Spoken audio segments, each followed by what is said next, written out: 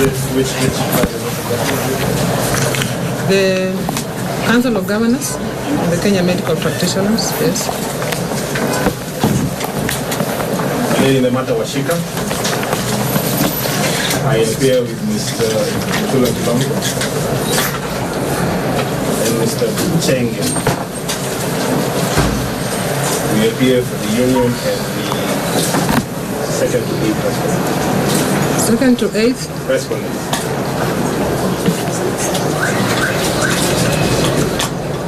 Yes. My name is Lumala Siris. I appear for the claimant, applicant, the Council of Governors. Although our senior Honorable Mutula is here appearing, the respondents, we have not been served with any notice. But that's neither here nor there. Yes. I appear in my capacity as an officer of the court. Allow me to wish you a happy new year. I don't Same to you. It's about one year.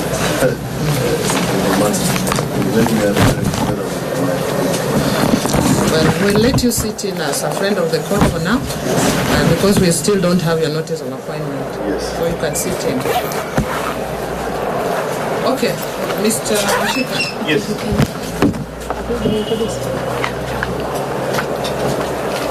My lady, we filed an application on the 24th of January. My lady was placed before you yesterday.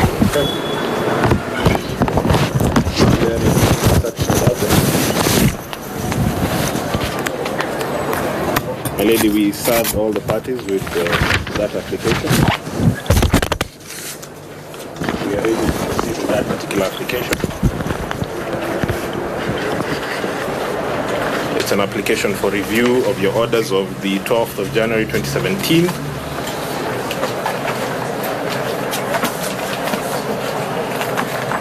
We are ready to proceed. Masesa, I saw you in, but Ms. Kanyiru was holding your brief. Yes. Kanyiru, you could address the court. I am not present. Yes, Mr. Masesa. In response To what Mr. Washika said? about this application.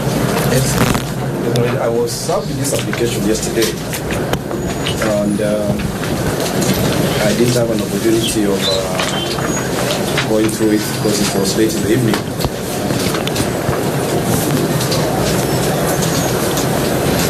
But I've just seen the kind of orders they're seeking now. And my lady, my worry in this one is one. I'll address it first from the professional point of view, as an advocate of the court, that at all the time, we owe this court our allegiance, and we must advise our clients according. That's the first duty of an advocate to this court. And secondly, my lady, we are not saying that parties should not negotiate. The essence of all this process is about finding an amicable solution. But it comes a point where parties cannot negotiate when guns are held in the heads directly. My lady, we have come to this court on several occasions, indulged the doctors, the councils. We have sacrificed our time in terms of having meetings to discuss this issue. This application, if I have to make a response to this application, I'll say that the application is not honest. To be very honest, the application is not honest.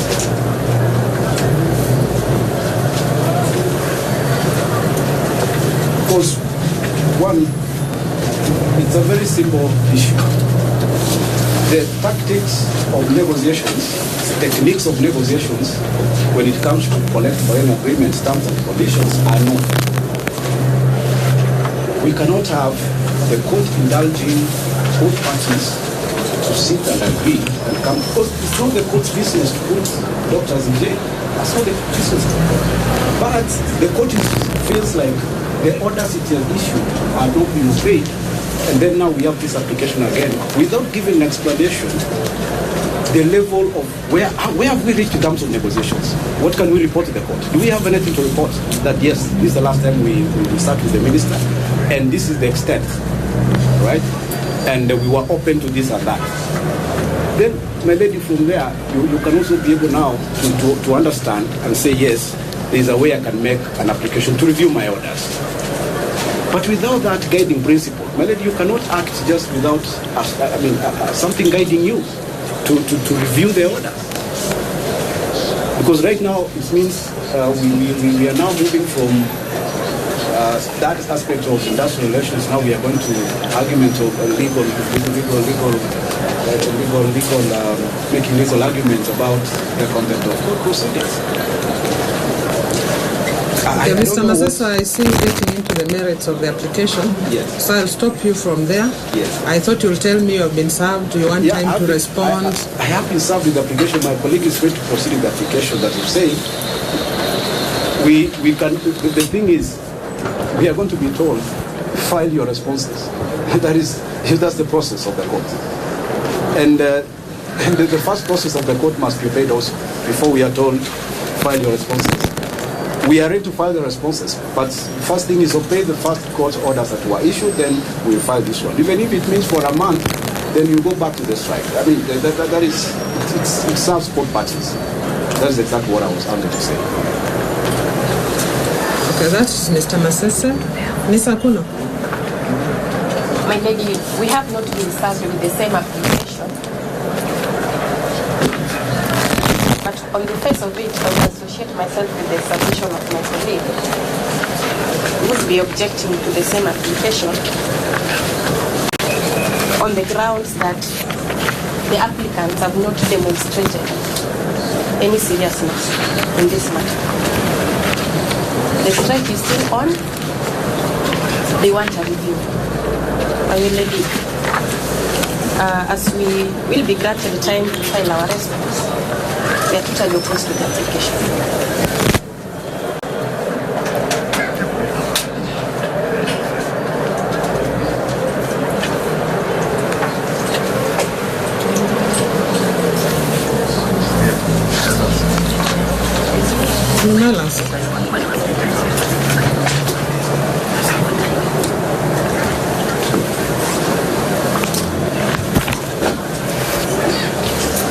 I must say that we were served yesterday in the evening as well.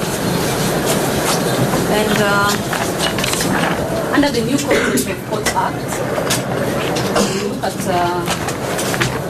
Section 32. The said section allows this Honorable Court to... Section? 32. It does allow this Honorable Court to review its orders. But the orders we're talking about, my lady, are discretionary orders. And even as I was coming here, I was pained with the thought of what we see the judiciary as, my lady. The judiciary has to be such a firm place of refuge, a strong foundation where we come for orders, where we come for orders to be reviewed, so that if they get their right and their day in court, we should also be in a position to obey those orders, my lady. So even as much as, and I've looked at the application, that the law allows you to review that, and we'll be hoping that if you're minded to use your discretion to review the orders, you might even review them to increase the severity, for example. Having said that, I do believe that they have a duty to demonstrate what it is that they have done for the 2 weeks. Because they are asking for 2 more weeks, which on the face of it seems fair, my lady.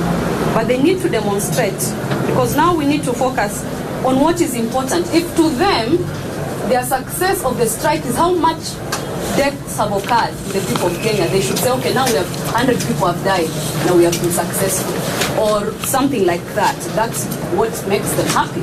However, they have to tell us what they have done for the previous 2 weeks, because the orders of this court must not be disobeyed in impunity. They come here humbly seeking your order. When they get there, they start saying, fooling everyone to believe that they have a legitimate cause, and fooling everyone and not obeying your orders, my lady. What would make them think we will obey the orders that you give them if they are to their benefit? So for me, the image of the court must be very clear to everyone. The court is a solid, firm foundation. Nobody wants the courts to crumble.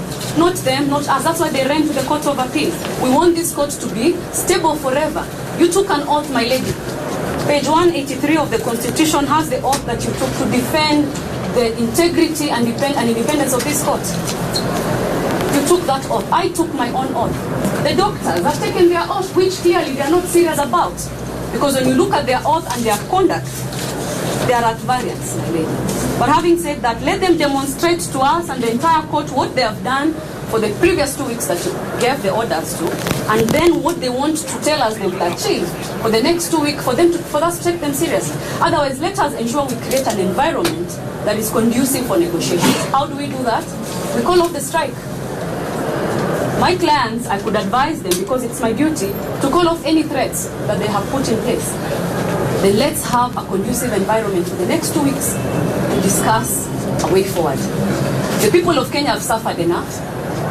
If it makes anyone proud of how many people have died, Unborn children have missed a chance to live and enjoy the sunshine. And therefore, call off the strike. Let us call off the threats. Let us have a conducive environment. Let us deal with the issues. That's all I wish to say. Thank you very much. Thank you. Washika, we are back to you. I don't know whether you want your Senator Kilonzo to say something, though he's not on record. Yes. But as a friend of the court, I'll allow you to speak. Thank you. Your Honor, we are alive to the court as well.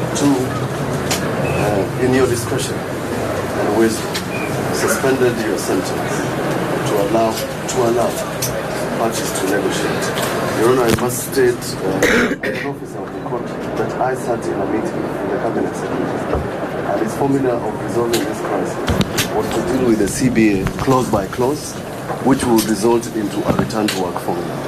That is demonstration on his part of good faith. Now, that is that good faith that will come back to you and say, Your Honor, we have something that can cause these doctors to go back to work and everybody's happy. It will most likely, Your Honor, most likely not solve everything simultaneously, because there are many parties, including the Salaries and Review Commission, who are involved.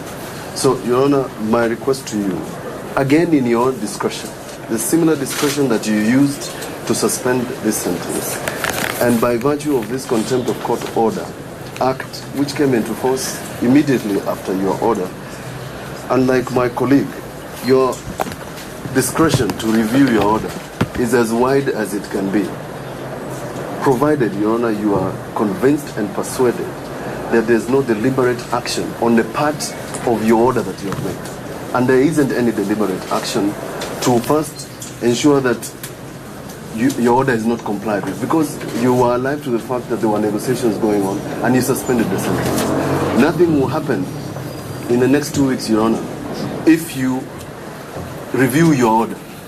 It's not a contradiction to give an order, suspend it, and review it. You can do it. And therefore, I'm pleading with you, Your Honor, today to allow, in the spirit of negotiations. I've told my colleagues that negotiations are negotiations. They are without prejudice. And therefore, to allow without prejudice negotiations where you don't take firm positions, Your Honor, even you will provide this country today with some element of comfort that everybody should take action. Whether it's a Council of Governors, whether it's a Cabinet Secretary, they have an equal responsibility like the doctors. The Cabinet Secretary's responsibility under the Constitution is not less than that of the doctors. The Council of Governors and the governors have taken an oath similar to the ones the doctors have taken. And therefore, Your Honor, I will seek and I'll ask you that if they need to respond, they can respond. Meanwhile, your order lapses. Review it, allow them to respond. If there's going to be a report, we'll give it to you in the manner that is prescribed. And thank you for allowing me to address you My lady, in response to what council has represented, indeed, my lady, if you look at the application is supported by the affidavit of the Secretary General of the Union. That affidavit has attached to it or annexed to it minutes of meetings between the parties. So it clearly demonstrates that the parties have been complying with that order to proceed to negotiations. It's unfortunate that councils have not looked at that, but it is clear and apparent and who attended those meetings. The question that should have been answered by council at this particular point is whether they are willing or ready to proceed with the application, whether they seek time to proceed with this application. But in answering that question of your discretion in reviewing your orders, my lady, that discretion, I believe in my mind, can only be exercised after this court has had an opportunity to look at the application. So your discretion can come after this court has had an opportunity to look at the application.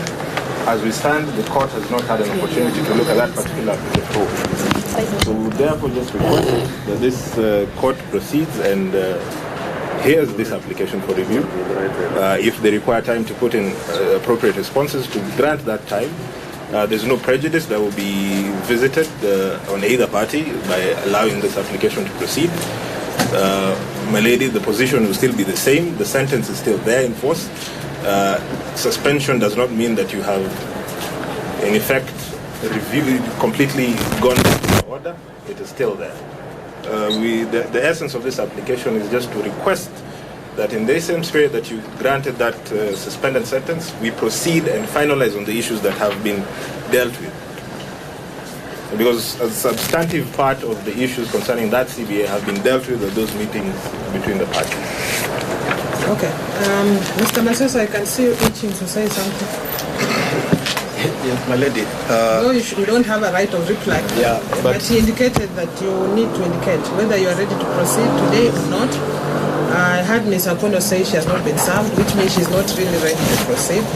I've heard Lumala say that she's unable to give those orders that are being sought. Masese, you had reservations, and I heard you say that the orders of the court should be. But let me hear from you. Yes, my lady, I need to clarify what my senior colleague, Senator Kalonzo, said, that we negotiate a CBA, then we have a return to work formula. My lady, it has never happened in that in industrial relations. When it comes to management of strikes and all that, what happens is you have a return to work formula. Now, that is return to work formula includes the issue of how you are going to negotiate. My lady, right now, if we were to be very honest to Kenyans, we'll be doing one thing.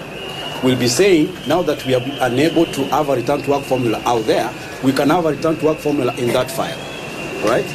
Without actually going to this application. It's a very simple way of getting out of it.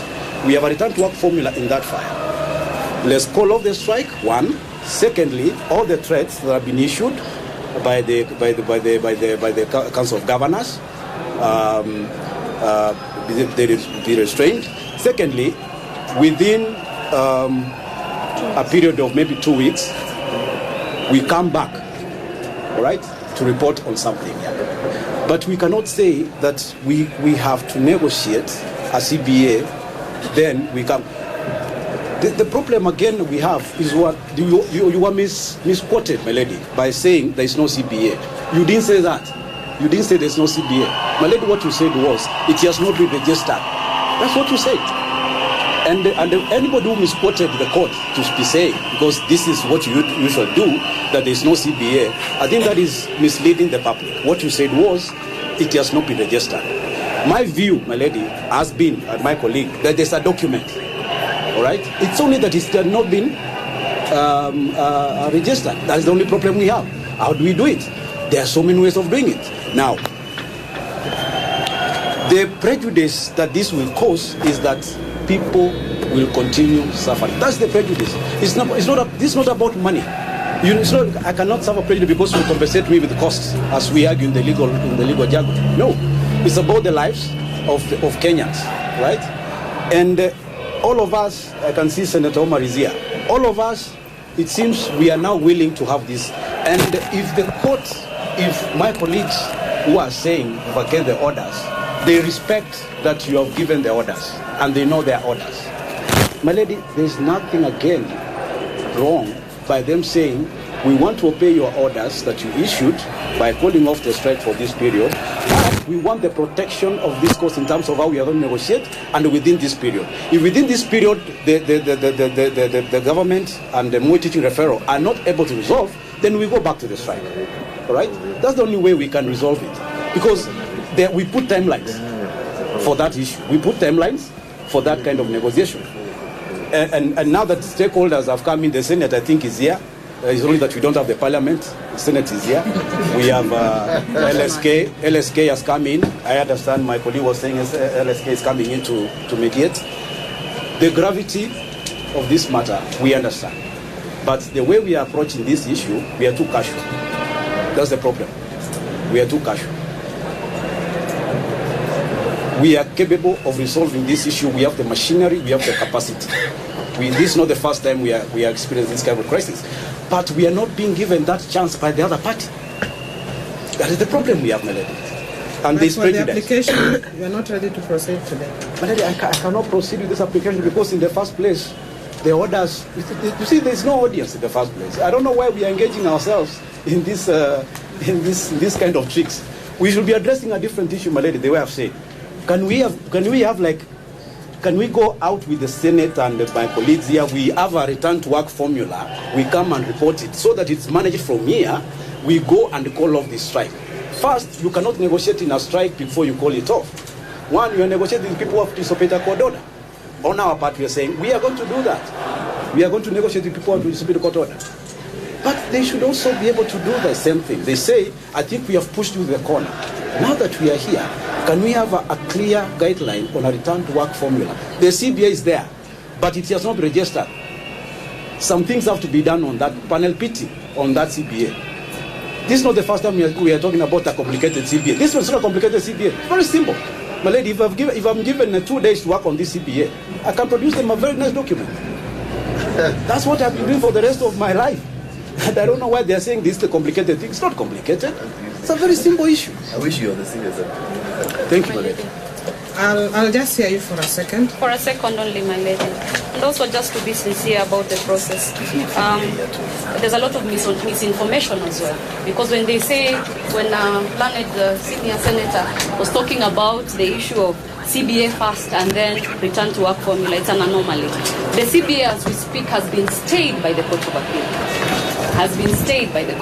And that's not how it works. So if we're talking about maybe time to respond, then let's agree on obedience of the orders you issued, and then we can come at an earlier date and put in responses, and thereafter we can discuss the issue of a further 2 weeks. Because the minutes they claim to have attached, it's just 1 minute, one meeting, which really doesn't go to the gist of the issue. So in our view, if we can agree on that, if they're able to call off the strike even now, then let's discuss a way forward. But otherwise, let's obey your court orders, let's put in our responses at an earlier date, and then we hear them. We are ready to deal with the issues they are raising. Why don't you want to talk about that? No, you can't. You're taking against the power of things to negotiate. No, we cannot. You know, when you negotiate in full, not in installments. That's what I'm saying. So then you put the nothing will resolve it. I'm telling you. So the other thing, but you know, the one who asked for this is the one who proposed this. That's with the CBA. I know, but he's the one who was the kind of buy that thing. The fact that he has only stayed as an implementation, we can lift the bottle. I think this guy should let's also follow the law. You are a lawyer. The court told me it was disobedience of court. Maybe we can give him that.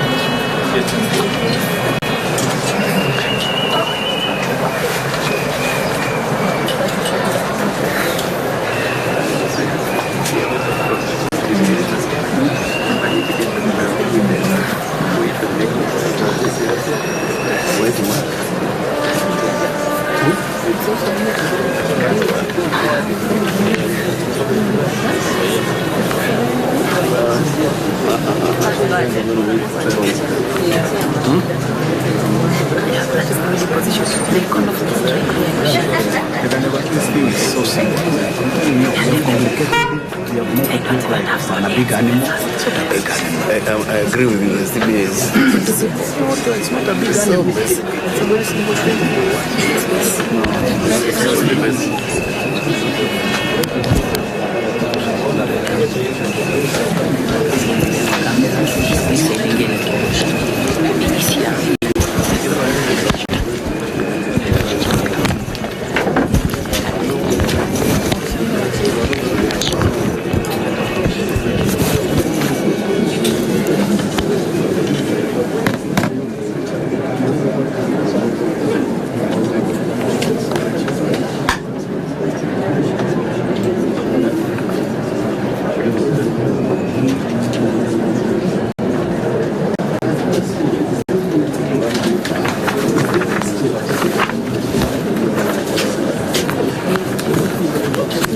Okay. Senator Omar, you are a bit late, but now that you are here, I'm sure your fellow senator will tell you what has happened in your absence, and we hope that you'll be on the table after this to help with these issues. Okay, this is the position of the court. The orders that are being sought are indeed discretionary, and this court has wide discretion.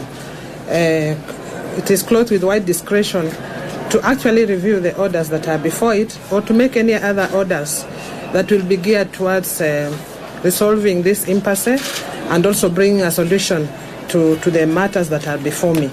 I also note that these matters are also grave, and they are in the public interest, as we all know. It is the duty of this court not to send anybody to jail, and I can tell you for the last 10 years, I've never sent anybody to jail.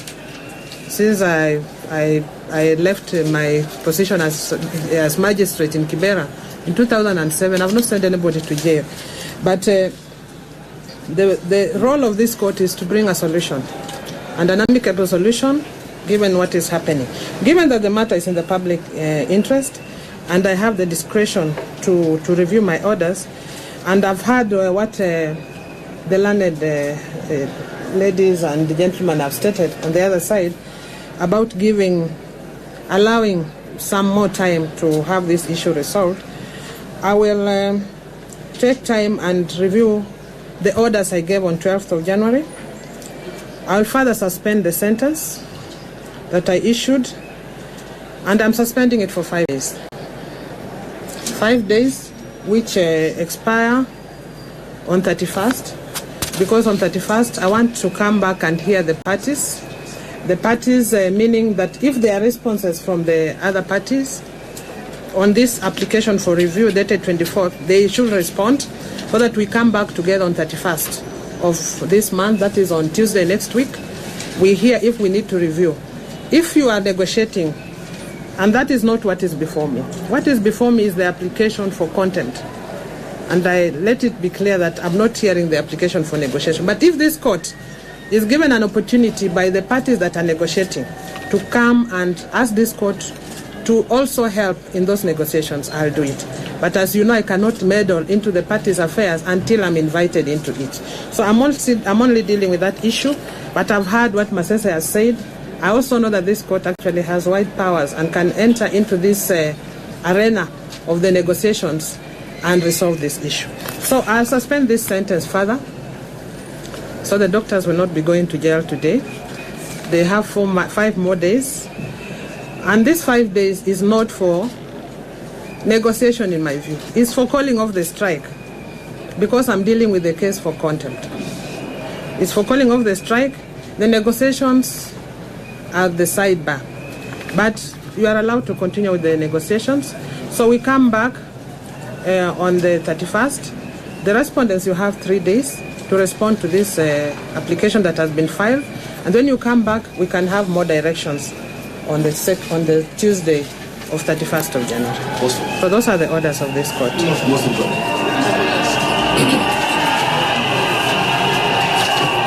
And please, Washika, talk to your clients so that they can be able to give time to the court to do its work.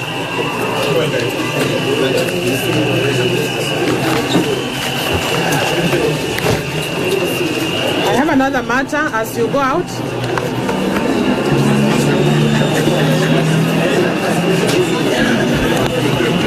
Well, you can hear the cheers of the doctors outside the Milimani Commercial Court, where the judge has just suspended her orders for taking the KMPDU officers to jail for another 5 days. She is expecting the parties to be here on Tuesday, the 31st of January 2017 at 9 a.m., where she expects that the doctors will have called off their strike and officially begun negotiations in terms of bringing to a close this issue that has been running for more than 50 days. What is expected now is for the KMPDU officials to go back to their members and see what will happen next.